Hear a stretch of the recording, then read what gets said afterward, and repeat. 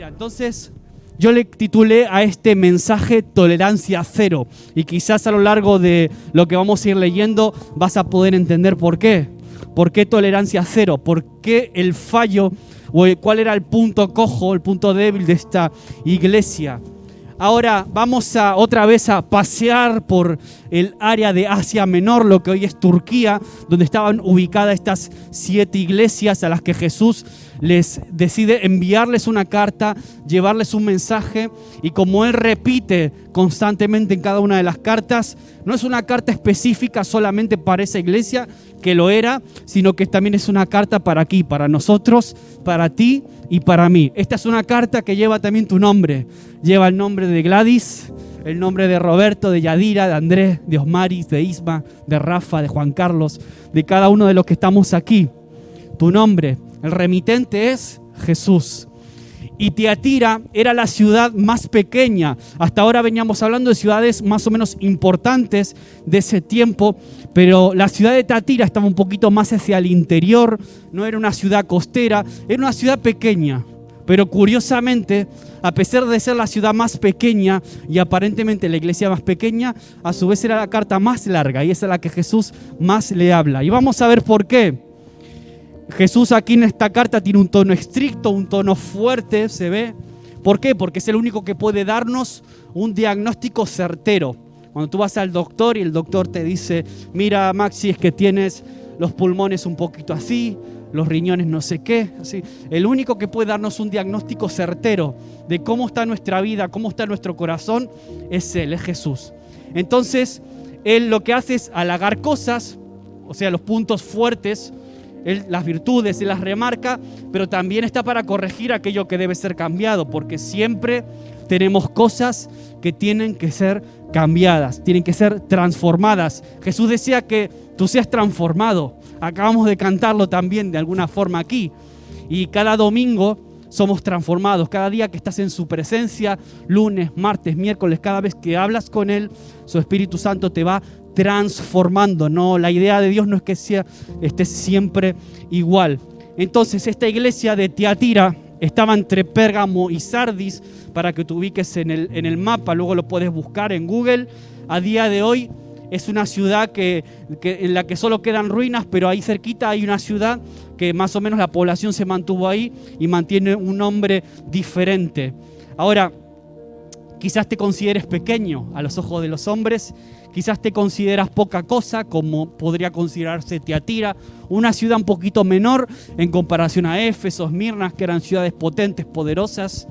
Quizás no te consideras una persona, no eres un influencer para nadie, quizás te consideras poca cosa delante de los ojos de los hombres, pero para Jesús, cada uno de nosotros somos amados profundamente. Jesús te ama profundamente, y aunque los demás te consideren poca cosa, para Él sí que vales. Por eso Él tiene algo que decirte y tiene una carta.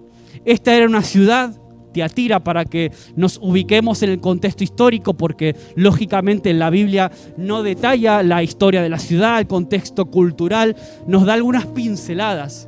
Pero cuando tú estudias la historia, te metes a investigar, pues ahí empiezas a cuadrar mejor el puzzle de esa carta, de todo lo que Jesús le dice a estos cristianos que vivían en esa ciudad, y empieza a encajar mejor cuando conoces el contexto histórico. Era una ciudad con presencia militar, no era demasiado comercial, aunque poco a poco sí fue ganando peso a nivel comercial, y era una ciudad muy famosa por su tinta para las telas, el color púrpura. De hecho, la primer mujer europea que se convierte al evangelio es una tal Lidia. No sé si te suena, una mujer emprendedora, poderosa, una mujer empresaria, una mujer también con mucha pasta, muy trabajadora. Es la primera que se convierte y realmente establece un verdadero legado y una revolución. En boca del propio apóstol Pablo ella se convierte. Esta Lidia era de allí, de esta ciudad, de Tiatira. Y de hecho, Lidia se encargaba del trabajo con las telas del color púrpura, que era un tinte muy caro, muy costoso en ese tiempo. Por eso esta ciudad era famosa por su comercio de las telas del púrpura. Y era una ciudad, Tiatira, que se caracterizaba por dividirse en un montón de gremios o sindicatos. Todas las personas que vivían en Tiatira estaban organizadas en gremios o en sindicatos según el trabajo que tuvieran. Pues estaba el gremio o el sindicato de la gente que trabajaba con las telas púrpura, que quizás serían de los más fuertes.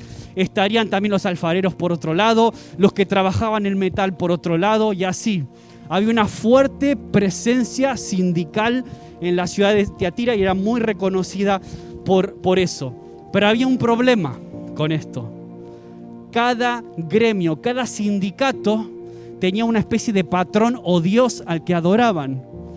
Por lo tanto, cada tanto tenían fiestas especiales donde hacían rituales idolátricos, lógicamente, porque eran evidentemente una cultura pagana, y le ofrecían sacrificios a sus dioses. Cada gremio y sindicato tenía un dios particular al que ellos le rendían adoración de alguna manera. ¿Y qué pasaba? Los cristianos de Tiatira también estaban dentro de estos gremios, porque los cristianos de Tiatira también trabajaban. Por lo tanto, se puede percibir el grado de presión social que los cristianos de Tiatira tenían. Que si no adoraban, si no se sumaban al gremio y no adoraban a tal o cual Dios que les tocara, podían ser obligados a perder su trabajo, podían ser presionados, se podían quedar de patitas en la calle, podían perder su negocio. Así que imagínate el grado de presión social al que se estaban sometidos nuestros hermanos en Tiatira, teniendo que conciliar la vida espiritual en la iglesia con la parte social en la que recibían estas presiones. Entonces, el Dios principal de esta ciudad, como hoy en día que muchas ciudades aquí en Europa, en España o en Latinoamérica, las ciudades importantes suelen tener un patrón, ¿no? Suelen tener un patrón al que, bueno, pues le rinden adoración. Y en ese tiempo era igual. Simplemente el dios más importante de Tiatira era el dios Apolo. Y habían unas monedas donde se estaba su figura y solía representarse como el sol, se veían los rayos de esa forma, ¿no? Los rayos, la luz. Apolos era el hijo de Zeus, era un dios temido. Y el segundo dios más importante, en este caso una mujer femenina, era Artemisa. Ahora, en medio de esta presión social y de esta oscuridad espiritual que en Tiatira había, de repente hay una iglesia como esta, un puñado de cristianos. En medio de ese ambiente de oscuridad espiritual, Cristo tiene un candelero. ¿Te acuerdas cuando hablamos de Éfeso y hablábamos que Jesús se paseaba entre los candeleros? Cada candelero representa una iglesia. Pues aquí tenemos un candelero. Tenemos un poco de luz en medio de tanta oscuridad. Y aquí vamos a ir al capítulo 2 de Apocalipsis. Como veníamos estos últimos domingos, vamos a ir al versículo 18, en donde Jesús se revela, la forma en que Jesús se presenta. Veíamos que con cada iglesia Jesús se presenta de una forma diferente o enfatiza un atributo en especial. Y aquí, con los hermanos de Tiatira, Jesús se revela. De hecho, Apocalipsis significa revelación. ¿Revelación de qué? Revelación de Jesucristo. ¿Qué quiere decir? Que en el libro de Apocalipsis se revela la nueva cara y apariencia y carácter de Jesús. Ya no es el Jesús que anduvo con nosotros, como cualquiera de nosotros. No es ese Jesús sufriente, ese Jesús que recordaban quizás los discípulos. Este es un Jesús con un aspecto incluso físico completamente diferente. Por eso es la revelación de Jesucristo. Y Jesús se revela aquí en el versículo 18 y dice: escribe al ángel de la iglesia, al pastor, dijimos, o al responsable de la iglesia en Tiatira. Y aquí se presenta a Jesús como el Hijo de Dios. Es la primera vez que Jesús utiliza, curiosamente, este término, el Hijo de Dios, se presenta así directamente. El que tiene ojos como llama de fuego y pies semejantes al bronce bruñido. Dice esto. Entonces Jesús se está revelando como el Hijo de Dios. ¿Por qué? Porque Apolos, el dios principal de la ciudad, era el hijo de Zeus. Entonces, de alguna forma, Jesús está contraponiendo y está diferenciándose de Apolos. Y de hecho, Jesús comienza presentándose como el que tiene ojos como llamas de fuego. Apolos era representado con rayos como del sol en las monedas y tenían esa idea. Entonces quizás Jesús quería mostrar esa comparación con Apolos. Y lo primero que hace es reconocer su deidad. Se reconoce como él es hijo de hombre, pero ahora dice: yo soy hijo de Dios. Soy hijo de Dios en medio de tantas herejías, de tantas religiones que niegan esto en ese tiempo, pues Él se presenta con ojos como llama de fuego. Y a mí eso me habla de un Jesús con una mirada como penetrante, una mirada que discierne los corazones, discierne a las personas. Es como un escáner, te escanea de arriba y abajo, en el que no puedes ocultar nada. Jesús dice: yo te miro así, yo te estoy viendo, iglesia, de esa manera. Yo te estoy discerniendo, tengo discernimiento de todo, de las motivaciones más profundas de tu corazón. Entonces, no es esto para asustarnos ni mucho menos, sino más bien realmente es una consolación saber que tenemos un Jesús que nos mira y nos conoce de esa forma tan profunda. No podemos ocultarle nada. Luego el fuego también pues tiene un sentido de purificación, de juicio. De hecho, los pies de bronce que se mencionan ahí es un símbolo de juicio. Y Jesús se presenta porque uno de los sindicatos también, de los gremios más importantes, eran de los trabajadores del metal, que eran muy conocidos, y su trabajo con el bronce era muy conocido. Entonces Jesús se revela e intenta dar esa imagen de alguien, de alguien que realmente es conocido, ¿no? para las personas que estaban en ese ambiente. Entonces, lo primero, Jesús reconoce 5 características positivas a imitar. Versículo 19, Jesús entra al trapo y empieza halagando lo bueno de esta iglesia, porque era una iglesia que tenía muchas cosas positivas, muchos puntos a imitar, y reconoce básicamente 5 características que tú y yo deberíamos también buscar imitar. 19 dice: yo conozco tus obras, 1, amor, 2, y fe, 3, servicio y paciencia, y que tus obras postreras son más que las primeras. Aquí tenemos las 5 cositas que Jesús reconoce, virtudes positivas de esta iglesia. Tenían obras. Ahora, cuando hablamos de las obras, estamos diciendo que lógicamente la salvación no es por obras, pero sí que se demuestra por obras. ¿Entendemos la diferencia? La salvación no es por obras, pero sí se demuestra con obras. Y ellos esta iglesia tenían obras, y Jesús se lo reconoce. Hacían el bien. Segundo, el amor. Segunda característica, el amor. El amor unos con otros. Qué importante es una iglesia con amor. Una iglesia en la que tú entras y ya alguien viene y te abraza. A lo mejor ahora con el COVID no se puede, pero que normalmente pues sientes ese gozo, esa alegría, ese amor, ¿no? Qué bueno es cuando nos amamos los unos a los otros. Y aquí había amor, habían obras, había fe, y la fe está ligada a la fidelidad. Qué importante es que seamos personas fieles, que cuando doy mi palabra la cumplo. Qué importante es cristianos que de verdad cumplen con su palabra, que lo que prometemos lo hacemos. Eso es ser fiel, eso es tener también fe, es crecer en fidelidad. Reconoce el servicio, y Jesús fue el mejor ejemplo de servicio. Era una iglesia servicial, Tiatira. Entonces también una iglesia paciente. Se habían mantenido perseverantes en medio de una cultura tan difícil, tan dura, tan complicada, con tanta oscuridad espiritual.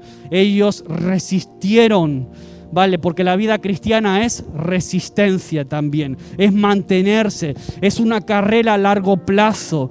No es, hoy voy y mañana me aburre y no. No, los que permanecen, los que se mantienen fieles, esos son los que reciben el aplauso de Jesús, como en este caso.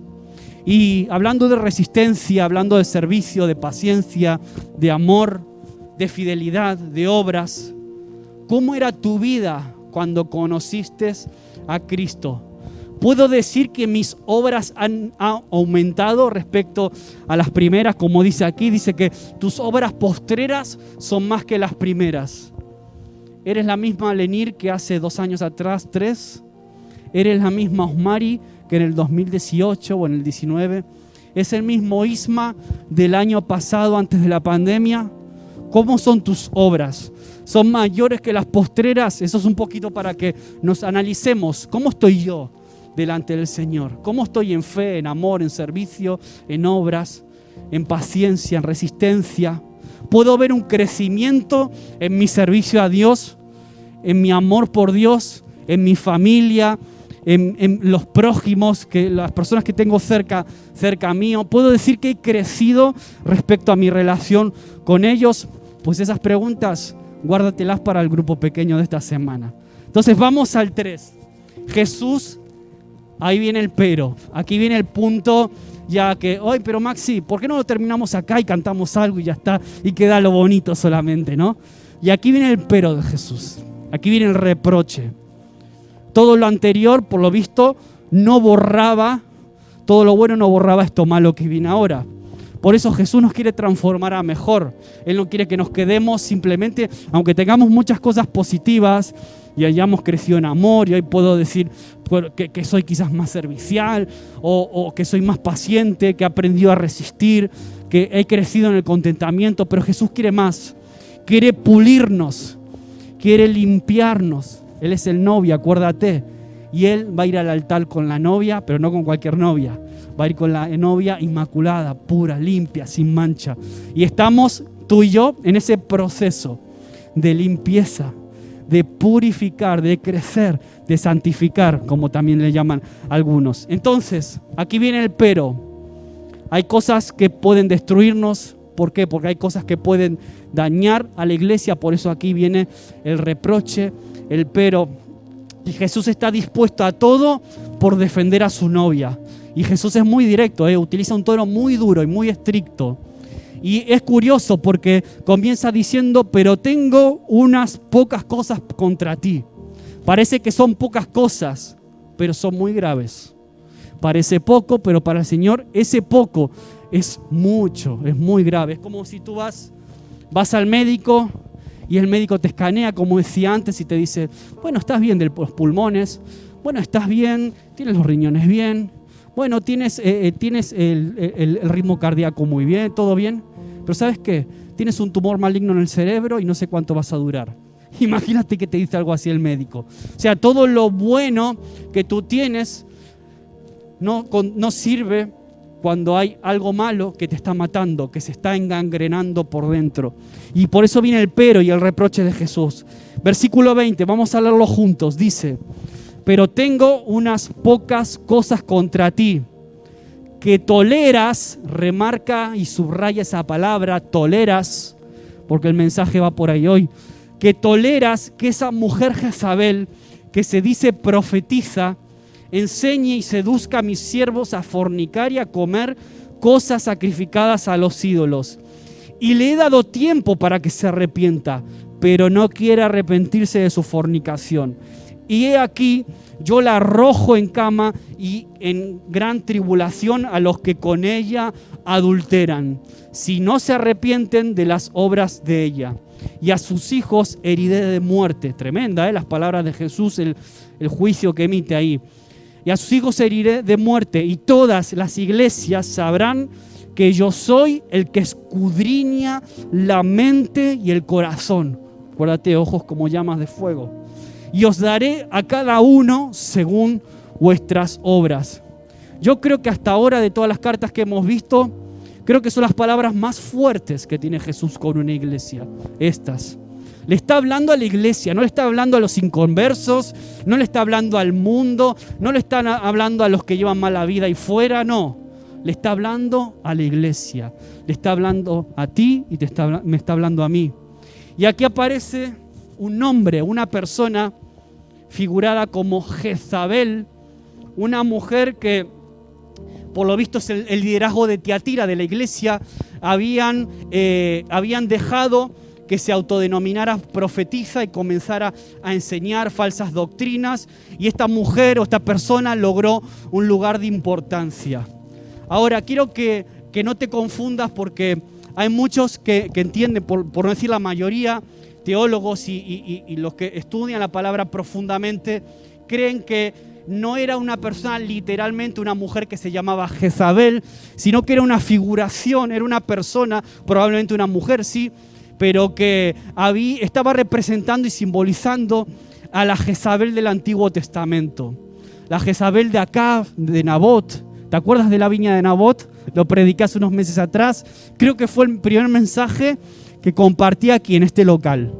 No vendas tu viña. Hablé de Nabot, esos 3 protagonistas de la historia. Nabot, este hombre sencillo que tenía una viña, campesino, una viña pero que estaba justo al lado del palacio del rey, de Acab.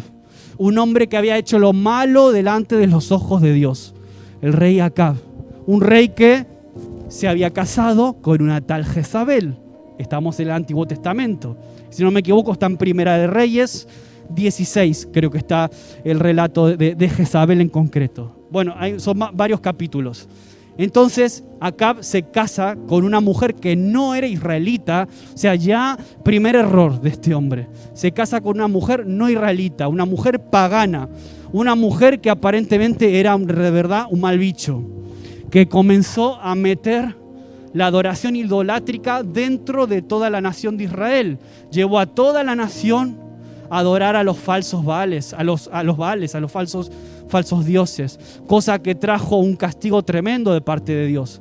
¿Te acuerdas cómo acabó Jezabel? Si alguien estudió su historia, acabó siendo comida por los perros esta mujer. Esta mujer representaba algo tremendo, algo abominable para los ojos de Dios. Y aquí en Tiatira, en esta iglesia, había una mujer que no sabemos si se llamaba Jezabel o no, si realmente literalmente se llamaba así, pero que estaba haciendo lo mismo que esa Jezabel del Antiguo Testamento. ¿Por qué digo que quizás no era literalmente una mujer llamada Jezabel? Porque los judíos en ese tiempo, probablemente ningún judío se atrevería a ponerle a su hija Jezabel, sabiendo toda la carga negativa y tremendamente negativa que tenía ese nombre en la historia del pueblo judío, pueblo de Israel. Entonces, pero sin duda en Tiatira el caso es que en Tiatira había una persona que estaba desviando a muchos hermanos, estaba llevando a muchos cristianos dentro de la iglesia a cometer inmoralidad, en este caso sexual, porque aquí es muy clarita la palabra, inmoralidad de tipo sexual, menciona fornicación. Estaba enseñando mal, ¿no? Y había sido permitido por el liderazgo de esta iglesia, probablemente un liderazgo débil, que habían tolerado que una mujer se autoproclame profetiza dentro de la iglesia y haga este tipo de cosas, ¿no? Entonces, esta era Jezabel, esta es la Jezabel de Tiatira. Entonces, ¿qué dice la Biblia acerca de tolerar? ¿Qué significa tolerar? Tolerar significa tú perdonas, tú permites, tú dejas que haga. Vale, por eso esta mujer era una sombra de la Jezabel del Antiguo Testamento. Por eso más que nunca necesitamos discernimiento. Porque siempre en las iglesias puede haber probablemente personas que se levanten y que te dicen, dice el Señor que tengo una palabra de Dios para ti. Pues cuidado, la mejor manera hay que probar, yo no digo que rechacemos eso, para nada, al contrario, a veces a mí me tienen dado palabra de parte de Dios clara a través de personas, no tengo absolutamente nada en contra de eso, pero hay que probarlo. Y lo que te están diciendo siempre tiene que estar corroborado por lo que dice la Biblia. Por eso más que nunca necesitamos discernimiento para que no nos pase como a estos hermanitos de Tiatira. Profeta es alguien que habla de parte de Dios y esta mujer estaba afirmando que lo que enseñaba venía de parte de Dios. Hola Zenaida, ¿qué tal? Pues probablemente esta mujer, esta Jezabel de Tiatira, probablemente estaba enseñando de que, bueno, no pasa nada si tú vas a las fiestas del sindicato. No pasa nada si tú eres parte de sus fiestuquis, de sus rituales, porque al fin y al cabo lo estás haciendo para conservar tu empleo. No pasa nada. Y a veces hay en la iglesia personas que te dicen, bueno, no pasa nada si haces esto o haces aquello. Esta es Jezabel. Esta es Jezabel la que te dice que no pasa nada, pero parece que sí que pasa. Al menos para Jesús sí que pasa. Sí que pasa algo con lo que hacemos con nuestro cuerpo. Sí que pasa algo cuando desligamos como decían los nicolaitas también, desligamos nuestra alma, lo que hacemos aquí en un culto, nuestro amor por Dios lo desligamos de lo que hace nuestro cuerpo. Cuidado, porque para Jesús eso sí que es importante. Entonces, este tipo de personas como Jezabel, como esta profetisa de Tiatira, elevaban su revelación personal por encima de la palabra de Dios. Y eso es destructivo, eso es peligroso y trae juicio a las personas e incluso a iglesias enteras, como pasaba aquí. Dios nunca te va a hablar algo diferente de lo que reveló en su palabra. Por eso es importante probar, ¿no? Cuando alguien te profetiza o te da una palabra de parte de Dios. ¿Por qué? Porque a Jesús sí que le importa mucho lo que aprendes, lo que oyes. A Jesús le importa lo que escuchas, lo que oyes. ¿Por qué? Porque por ahí por internet también hay muchas cosas dando vueltas. Hay muchas cosas que dan vueltas por ahí, por eso es importante tener discernimiento, tener un filtro correcto que nos ayuda a discernir qué es de Dios y qué no lo es. Hay que conocer lo verdadero, hay que conocer la palabra para poder detectar y identificar lo falso. Porque esta es una mujer que enseñaba y que seducía. O sea, una mujer que influía en las personas. Personas que tienen ese carácter ya de por sí de poder influenciar, de influir en las personas, ¿no? Era tremendamente destructivo por lo que estaba arrastrando y enseñando. Y lo primero que habla es de fornicar. O sea, incentivaba o fomentaba la inmoralidad sexual, cosa que ya era parte normal de los gremios, ya lo hacían los sindicatos, las fiestas que ellos tenían, era normal. O sea, en la iglesia adora a Jesús, pero para mantener mi trabajo, yo tengo que hacer lo que ellos hacen. Si yo no voy a las fiestas, si yo no voy a la fiesta del sindicato, puedo perder mi empleo, o me van a ver mal, o me van a señalar, o se van a meter conmigo, o no voy a ser aceptado. Entonces empiezo a tolerar, empiezo a transar, empiezo a hacer cosas que el Señor no quiere. Lo que hacemos en la vida real afuera sí que importa. Mi mente no está desconectada de mis pies. Yo puedo decir que amo al Señor, que amo su palabra, pero eso no está nunca desconectado de lo que hago en la vida social, afuera de la iglesia, en la calle, lo que hago, lo que hablo. No puedo decir que creo en Jesús y luego a la semana hacer lo que me da la gana, ¿no? Todos somos presionados, incluso hoy en día podemos ser presionados ahí en el instituto, en el trabajo, en la universidad, incluso en nuestra propia familia, podemos ser presionados a hacer cosas que van en contra de la voluntad de Dios. ¿A que sí? Y si alguien no ha sido nunca presionado, que levante la mano. Nadie creo que la podría levantar, ¿no? Entonces, Jesús quiere que su novia sea pura, como decíamos antes, ¿no? Por eso el mensaje, tolerancia cero. Tolerancia cero. Jezabel estaba desconectando, separando la vida de adoración comunitaria con la vida social y laboral fuera del ambiente de la iglesia. Entonces, lo primero que ella incitaba es fornicación. Lo segundo que incitaba es a comer cosas sacrificadas a los ídolos. Ya hablamos el domingo pasado, estos últimos domingos, lo que implicaban las fiestas en los templos a los que estos gremios y sindicatos estaban adheridos. Ya hablamos de lo que significaba lo de comer comida sacrificada a esos dioses, a esos ídolos, y por qué lo hacían. Cuando comían esa comida ellos pensaban que estaban comiendo la esencia de esos dioses. El problema es que había cristianos que se veían obligados a tener que hacer eso, quizás. Por eso habían templos llenos de carnicerías, animales ofrecidos a sus dioses, comida sacrificada a los ídolos que estaba vinculado a la adoración pagana, a la idolatría. Si tus amigos del sindicato van a esas fiestas, pues Jezabel te dice, no pasa nada, está todo bien. Jesús no se enfada, Jesús no se ofende por eso. Esta es Jezabel.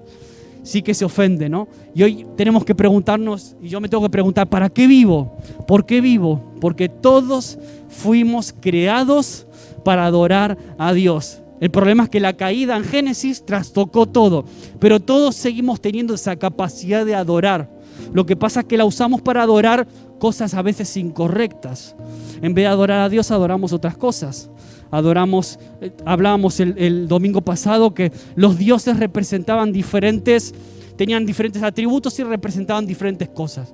Uno representaba el poder político, el otro la sanidad, otro representaba el placer, otros representaban diferentes cosas, el poder a través del dinero. Entonces, es muy fácil, aunque no te arrodilles delante de ningún dios, hoy en día es muy fácil terminar idolatrando lo que esos dioses representan. Y eso es lo que pasaba en muchas de estas iglesias a las que Jesús le habla. Y Tiatira no estaba exenta de eso.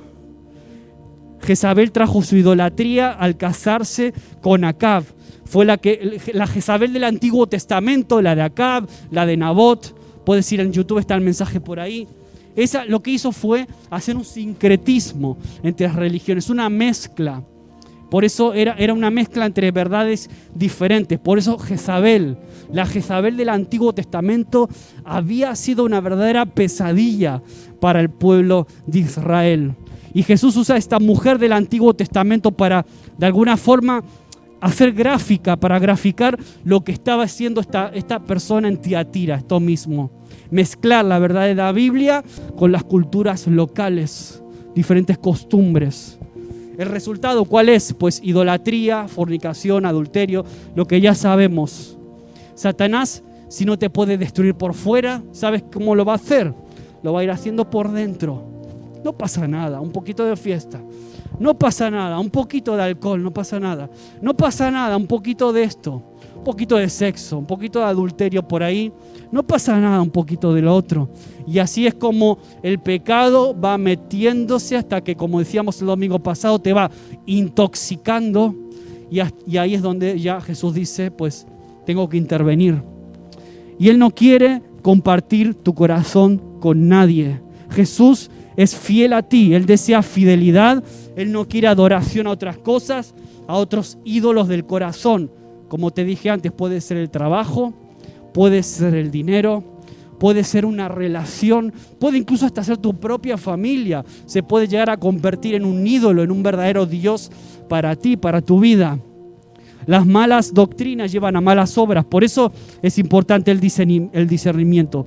¿Qué estás tolerando como papá, como mamá? ¿Qué estás tolerando en tu familia? ¿Qué estás tolerando en tu vida? ¿Qué estás tolerando ver en tu vida como soltero? Si estás soltero, soltera, ¿qué estás tolerando en tu vida? ¿Qué estás consumiendo a través de lo que ves, de lo que escuchas, o quizás hasta de lo que haces? Y esta era una iglesia que toleraba todo. Llegó a tolerar todo, incluso el pecado. Probablemente para no perder el empleo, quizás para caer bien, quizás para no ser rechazado socialmente, para no ser señalado. Y el versículo 21 dice, y le he dado tiempo para que se arrepienta, pero no quiere arrepentirse de su fornicación. 3 veces a lo largo de estos últimos versículos la palabra arrepentimiento. Eso significa que hay un énfasis ahí. Énfasis. Siempre Jesús da tiempo para arrepentirnos. Ahora, cuando empezamos a violar, a saltar advertencias, la disciplina de Jesús tarde o temprano tiene que llegar. Y la disciplina es una señal de paternidad, incluso de buena paternidad. Porque te voy a confesar algo, a mí no me gusta disciplinar a Ari, tener que reñirle, tener que castigarla, o incluso a Sofía, que ya hace más trastadas que todas las que Ariadna hizo en toda su vida. Y te voy a decir que no me gusta disciplinarla.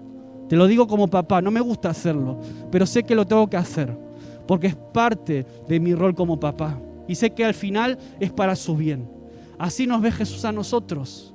Así nos ve Él. Es una señal de paternidad. Vale, entonces, primero Jesús te invita a arrepentirte y te da tiempo, dice, le he dado tiempo para que se arrepienta. Ahora dice, lo terrible es el corazón duro de esta mujer, de esta Jezabel de Tiatira. Seguían empecinados en hacer lo que les destruye, los que no los cambia, los que no les transforma. Dice el 23, versículo 23. Y a sus hijos heriré de muerte, y a todas las iglesias sabrán que yo soy el que escudriña la mente y el corazón, y os daré a cada uno según vuestras obras. Qué importante es aprender de los errores de los otros, ¿no? Al menos para aprender nosotros y no repetir lo que otros hacen. Versículo 24 dice, pero a vosotros y a los demás que están en Tiatira, A cuantos no tienen esa doctrina, o sea, Jesús está dando a entender que dentro de la iglesia no todos se habían perdido, no todos habían hecho caso a esta mujer, no todos habían caído en esa enseñanza del todo vale, sino que había un remanente. Jesús está diciendo, aún queda un grupo, aún hay un remanente de personas que no se dejaron arrastrar. Dice, a cuantos no tienen esa doctrina y no han conocido lo que ellos llaman las profundidades de Satanás. Tremendo, ¿no? Está llamando a ese tipo de pecado en el que estaban cayendo, estaba llamando Jesús las profundidades de Satanás. Yo os digo, no os impondré otra carga, pero lo que tenéis, subraya eso, lo que tenéis, retenedlo hasta que yo venga. Tremendo, ¿no? Las profundidades de Satanás, una vida de inmoralidad. Voy a hacer lo que ellos hacen para ser parte del gremio, para ser parte del grupo, para ser aceptado, para conseguir un empleo, para conseguir algo. Total, no hay nada malo. Esa es la enseñanza de Jezabel. Esa es la enseñanza de aquellos del todo vale, todo está bien, no pasa nada, Jesús es bueno, Jesús te ama igual, Jesús es un osito de peluche que siempre va a estar para abrazarte y achucharte, aunque hagas lo que hagas. Pero el Jesús de aquí, de la revelación, es un Jesús diferente. Es un Jesús al que hay que tenerle al menos respeto, como mínimo. Versículo 26. Me gustó lo de lo que tenéis, retenedlo. Hay un remanente que no se dejó seducir. No han creído en la doctrina errada y debían retener, ¿qué cosa? Retener el discernimiento, retener eso que los había llevado a aguantar y a no caer en ese tipo de enseñanzas. Versículo 26, y ahora viene la promesa, y ya estoy terminando con esto. La promesa de Jesús: al que venciere y guardare mis obras hasta el fin, yo le daré autoridad sobre las naciones. ¡Wow! Qué increíble que Jesús te esté diciendo a ti y a mí, nos esté diciendo eso. Al que guardare mis obras, al que venciere, al que resista, al que aguante, yo le voy a dar autoridad sobre las naciones. Ahora, para entender esto hay que leerse el Apocalipsis entero, para entender cómo acaba toda esta historia. Seguimos. 27. Y las regirá con vara de hierro y serán quebradas como vaso de alfarero, como yo también lo he recibido de mi Padre. Y le daré la estrella de la mañana. El que tiene oídos, oiga lo que el Espíritu, con mayúscula, Espíritu Santo, dice a las iglesias. Esta es la promesa. Esta es la promesa de Jesús, que entraremos al cielo por las obras de Jesús. Esta es la promesa, autoridad sobre las naciones. Y yo creo que en este proceso que estamos viviendo como iglesia, estamos siendo pulidos, preparados para un día tener que gobernar. Es decir, Jesús nos ve como futuros gobernantes. En el reino milenial vamos a estar gobernando junto con Él. Quizás no te ves tú así, tú no te ves con ese perfil, pero Jesús sí que te ve así. Y te está purificando, te está preparando, te está limpiando para que la novia esté perfecta, esté guapa, esté preparada para ir al altar y casarse con el Cordero. Entonces esta es la promesa, autoridad sobre las naciones. De hecho el Salmo, el 2 del versículo 8 al 9, no lo vamos a leer, pero es un salmo mesiánico que habla acerca de ese momento en el que será instaurado el reino milenial y Jesús va a estar gobernando con vara de hierro. ¿Estás cansado de la corrupción? ¿Estás cansado de las falsas promesas de los políticos? ¿Estás cansado de las mentiras? ¿Estás cansado de las falsas esperanzas de los gobiernos en todo el mundo que no son capaces de ponerse de acuerdo para comprar unas vacunas, que no son capaces de ponerse de acuerdo para ayudar al tercer mundo, que no son capaces de ponerse de acuerdo absolutamente para nada? ¿Por qué a veces seguimos poniendo la esperanza en los gobiernos? PP, PSOE, me da igual, Vox, Podemos, me da igual, no va de eso. Porque a veces ponemos nuestra esperanza en una ideología e incluso la llegamos a convertir en un semidios, en el peor de los casos. Pero va a haber un día que va a haber una justicia y un gobierno perfecto. Va a haber un día en el que va a haber una justicia perfecta.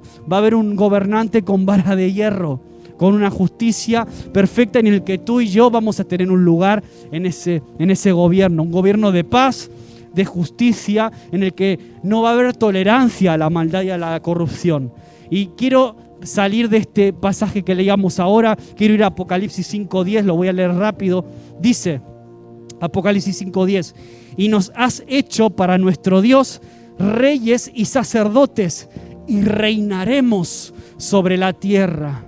La Biblia y el Apocalipsis específicamente está lleno de promesas que van en ese sentido y hablan acerca de esto. Así que no te parezca raro, que no te parezca esto la guerra de las galaxias, porque esto es una realidad que viene. Apocalipsis 24 dice Juan, dice: y vi tronos, y se sentaron sobre ellos los que recibieron facultad de juzgar, y vi almas de los decapitados por causa del testimonio de Jesús y por las palabras de Dios, los que no habían adorado a la bestia ni a su imagen, y que no recibieron la marca en sus frentes ni en sus manos, y vivieron y reinaron con Cristo 1000 años. Jesús le da esa promesa hoy a aquellos que guardan sus obras y que vencen. Él regresará, instaurará su reino y vamos a reinar con Él. Ese es el privilegio, amén. Ese es el privilegio que tú y yo tenemos. Y luego termina diciendo en el pasaje de Tiatira, ahí en el final dice: yo le daré la estrella de la mañana. Apocalipsis 22:16 dice: yo, Jesús, he enviado mi ángel para daros testimonio de estas cosas en las iglesias. Yo soy la raíz y el linaje de David, la estrella resplandeciente de la mañana.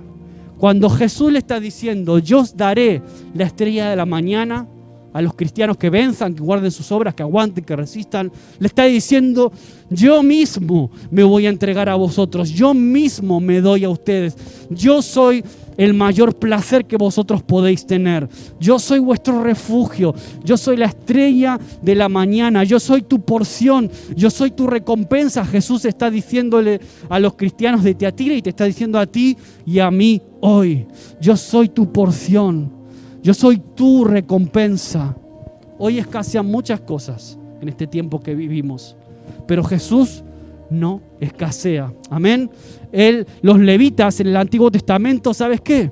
No tenían una porción de tierra como heredad, como otras tribus, pero la Biblia dice que su porción era Jehová. Qué tremendo, ¿no? Nosotros somos de alguna forma levitas también. Nuestra porción es Jesús. Este mundo te puede, ¿sabes?, quitar muchas cosas. Te puede quitar el dinero, te puede quitar la salud, te puede quitar tu familia, te puede quitar muchísimas cosas, pero no a Jesús. Por eso el llamado para ti, para mí hoy: retén lo que tienes, cuida lo que tienes, retén lo que recibiste de parte de Dios un día allá atrás, cuando entregaste tu vida, esa pasión, ese amor, ese servicio, esas primeras obras.